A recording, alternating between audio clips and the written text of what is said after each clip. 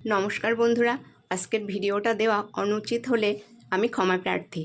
বাড়িতে কাকা শ্বশুর মারা যাওয়ায় এখন মৃত্যুকালীন অসৌচ চলছে, আর এই অবস্থায় সর্ষের তেল হলুদ একেবারেই খেতে নেই, সিদ্ধ খেতে হয়।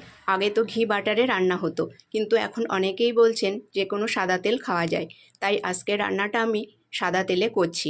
এভাবে কি খাওয়া যেতে পারে? প্লিজ কমেন্ট করে পাশে থাকবেন। প্রথমে কড়াতে সূর্যমুখী তেল দিয়ে তার মধ্যে সামান্য একটু পাঁচফোড়ন দিয়ে কুচানো আদা আর দুটো কাঁচা লঙ্কা দিয়ে দিয়েছি। এবার কেটে রাখা আলু দিয়ে হালকা করে ভেজে নেব। তারপর এর মধ্যে স্বাদ মতো লবণ আর একটু জিরের গুঁড়ো দিয়ে হালকা ভেজে এর মধ্যে জল দিয়ে ভালোভাবে সিদ্ধ করে নেব। তারপর এটা সিদ্ধ করা হয়ে গেলে এর মধ্যে ভেজে রাখা পনির দিয়ে আর একটু চিনি দিয়ে এটা মিনিট 2-3 ফুটিয়ে নিলেই তৈরি হয়ে যাবে আজকের রান্না।